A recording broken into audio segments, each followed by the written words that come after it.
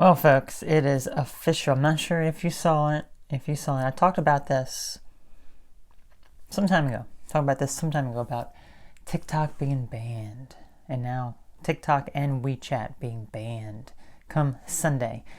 Banned. Well, that is rephrase that. Okay. So today's the last full day. I guess you can download the app from the app stores. Okay.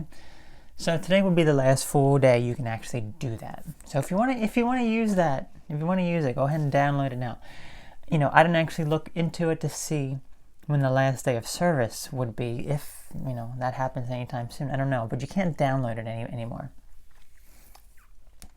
Come tomorrow. So it's interesting because neither of those two platforms I've used. TikTok is a social media platform where you post these little short videos of yourself, and WeChat, I guess, is like a private messaging thing. But they're both Chinese-based companies, and they not only collect information about you, but they store that information and they will collect intelligence on the world as a whole, because these are worldwide apps that can be used anywhere. So they collect that information. I don't know if other countries will follow suit, but the United States, getting rid of them, banning them. Now here is, in one way, it's good, but in one way it's also bad, because here's what we have to remember, okay? I don't believe in any sort of censorship or blocking things, and this is something that is being blocked, but it's for the sake of the security of the United States, because if the Chinese government is using those apps to spy on American citizens, get their information, get their contacts, get all that information from them, then that is a privacy concern, a major one. Okay? And so yeah, I'm just kind of mixed about it, because as I said, I don't believe in any sort of censorship, and this is a form of censorship, blocking out stuff. But it is, if the cause is legitimate, then it makes sense. But then it's like, well, what's the next thing? What's the next thing to block? Are you going to block everything that is a Chinese-owned company? Are you going to block everything that's outside of the United States? So I think we have to figure out, where the line is drawn. And if this is it, if those are the only two things, that's perfectly fine.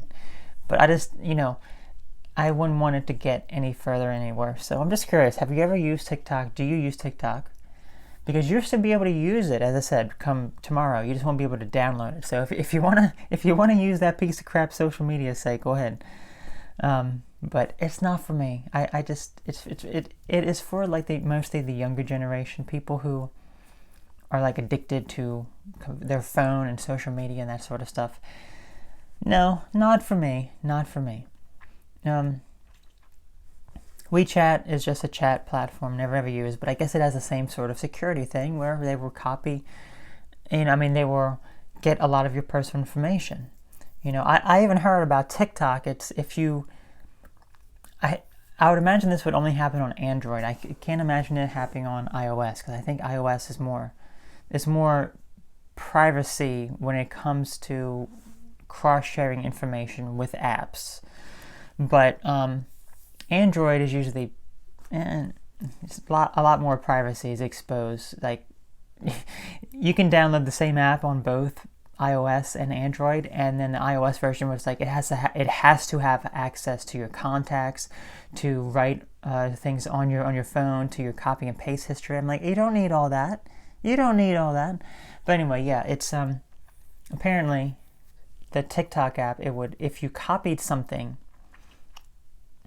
the clipboard, copy it to the clipboard on your phone, TikTok would then store that information. You wouldn't know about it at all, but it would store that information, which means you could be copying passwords to, emails and passwords to log in. You could be copying personal information, phone numbers, emails, addresses, and all that sort of stuff. So it's pretty bad. But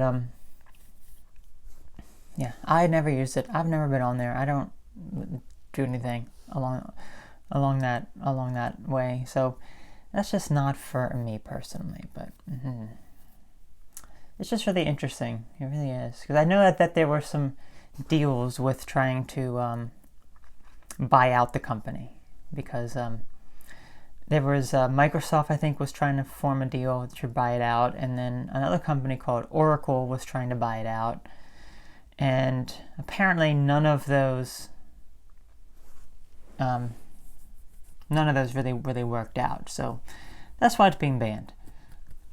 But it's kind of like, well, if Microsoft buys it or Oracle buys it, what would they do with it? You know, if they buy the company, I mean, what are they going to do? Remove the Chinese stuff in it or something? I don't know. It doesn't. I don't know what they would possibly do. But regardless, it's just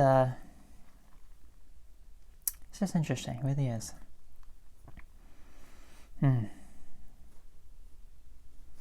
But anyway, yeah, because here's the other thing. Okay, here's the other thing I just thought of. So, what about companies? I mean, Apple's guilty of this. Okay, let me tell you this. My hair is kind of frizzy here. It's so darn cold. It's like ice outside. Apple, their iCloud service, pretty sure it never used to be like this, but the past few years they switched over to it. Where they store their information is in China, the Chinese servers for their iCloud.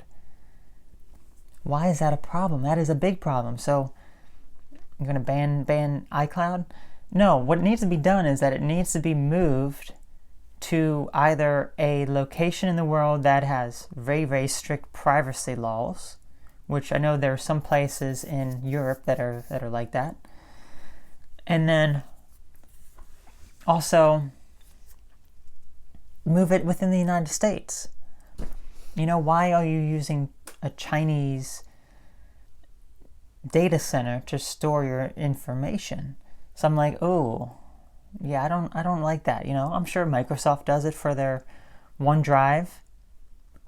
I'm sure Google does it for their Google Drive. I mean, who knows what else here, you know? So Dropbox does it. That's another popular one. I don't know. But regardless, it is, just interesting. Anyway, I would like to know your thoughts on this. Do you think this is a good move, or do you think it's going to lead to more censorship? And if it leads to more censorship, then where do we draw the line? Where do we draw the line? Yeah, I don't know. But anyway, I always kind of compare it to that Pokemon Go game. Pokemon Go, I mean, it was so obvious to me when it came out, and people just loved it. It's like, oh, I'm going to play this awesome game, I get to use my camera and hunt for Pokemon in the real world. I mean, it's like, don't you realize that the government is using your camera and the government is watching through your camera for suspected criminals and things along those lines, people who may not be doing too well, you know, doing good things. Don't you think that that's maybe what's really going on here? Not some stupid little game. No, it's masked as a game. It's masked as a game, but underneath it's a surveillance device. So, yeah, I would never do that. I would never do the Pokemon Go. Not that I was even into Pokemon anyway, but that's just how I've seen it from the beginning, and then that turned out to be what was happening. So I don't know. But anyway, that was all. You take care. I'll catch you later. And have a warm day. It's so cold today. It's so cold. Anyway, you take care now. Bye.